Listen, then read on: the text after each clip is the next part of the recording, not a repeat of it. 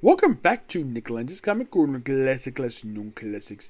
This is episode number 2089 and Doubleshot number 1983.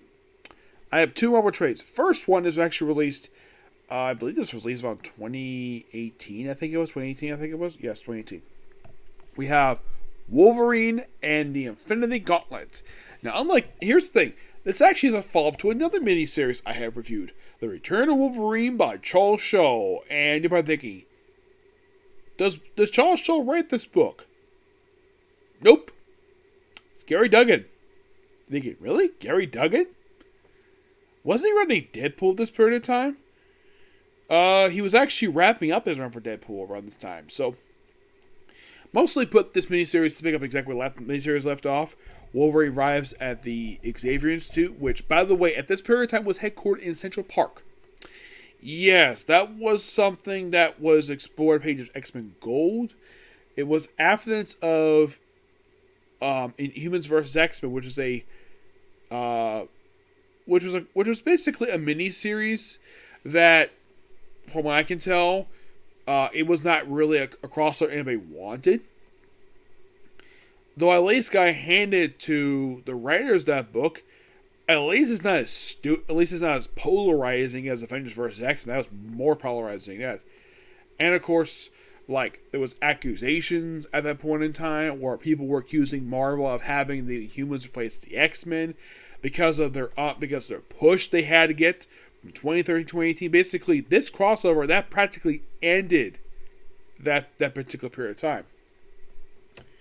Yes, ended their long-running push. Now, I like some of the stuff that the Charles Shaw was doing with the Inhumans. I like books like Inhuman, which was really good. Really good 14 issues that one was. The Inhumans series was really good. All New Humans was really good. All really good books.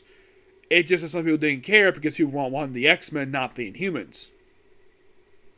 Though, I have heard also the reason for this because of Marvel's blood feud with Fox, which thank God has basically been buried thanks to Disney buying Fox and getting back the rights to the X-Fantastic Four. But from what I heard, that was a minor reason why. The reason why Disney bought Fox, their library. They really wanted a library so badly, so they bought the whole entire freaking movie studio.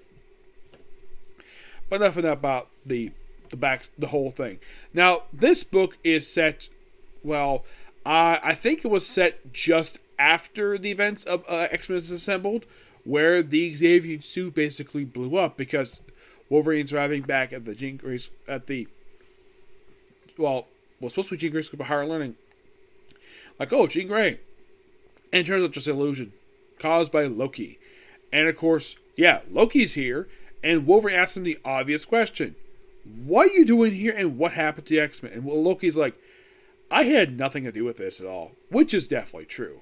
And of course, there's references in here to the Infinity Wars crossover, which I really love that story, which of course Gary Duggan himself actually was writing at that point in time.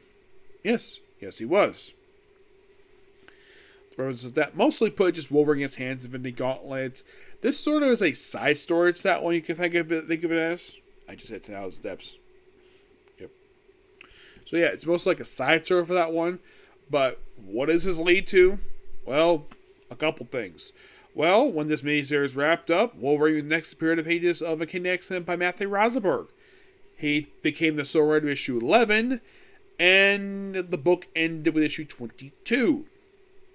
There was also the 3 issues of the War of the Realms.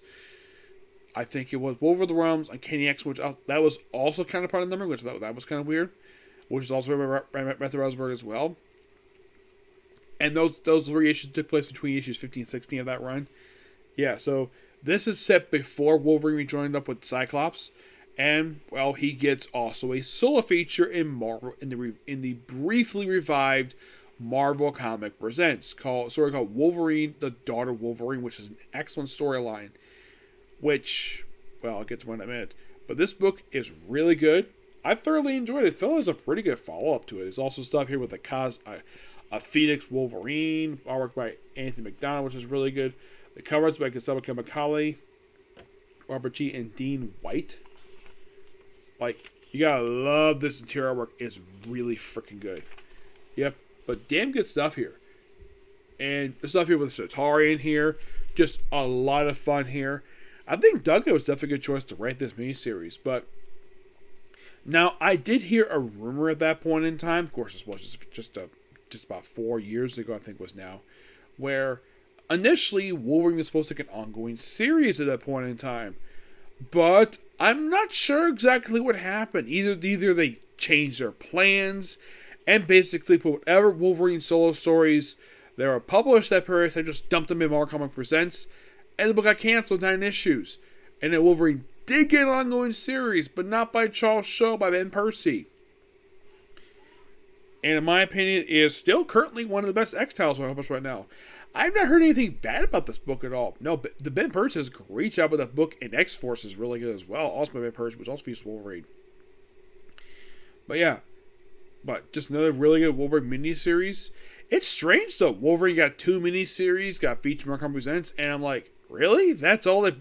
Like, Wolverine was dead for 3 years, though according to Charles Shaw, was actually more like about 4 years. Actually, it was my Steve. He told me that.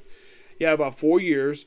He comes back and he's basically have the Hunt Wolverine crossover, the Return of Wolverine, this book, Arkham Presents, and that's it for him? Seriously?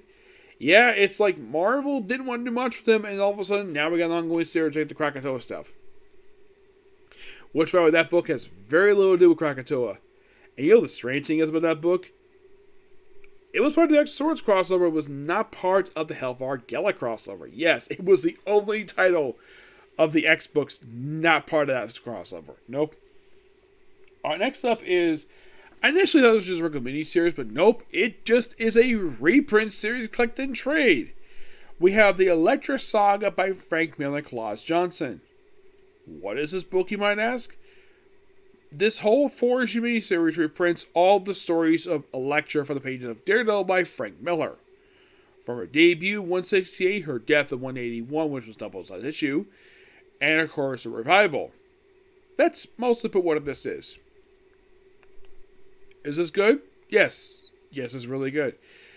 I kind of thought this was an original comic book, but nope, it isn't. There is an original comic by Frank Miller featuring Elektra, called Elektra Assassin. I have not read it yet, but it looks really good by the artwork. This book roughly 9 out of 10. By the way, I give a Wolverine Infinity Gauntlet, I give that a 9.5 out of 10. Just damn good book. Yeah, in case you're curious though, like, what issues does the book cover? Issue 1 reprints, obviously, Elektra's first appearance from the other 168. It's also 190. That's the first issue. The third story is, I think, original. It's also a reprint from Bizarre Adventures. Yeah, it's all about Elektra in here. Yeah, and the whole, like, the third storybook basically just is the only, like, original story you have in here, while everything else is mostly reprint. That's just the first issue. Second one is basically printed issue 174, 175, 176. Yeah, just 175, 176. That's mostly what the second issue is. The third issue, excuse me, is 177 and 180. And issue 4, which is the final one. This one is 182 and 187, 189. Of course, 190 was already in issue 1. And that was it. Yep.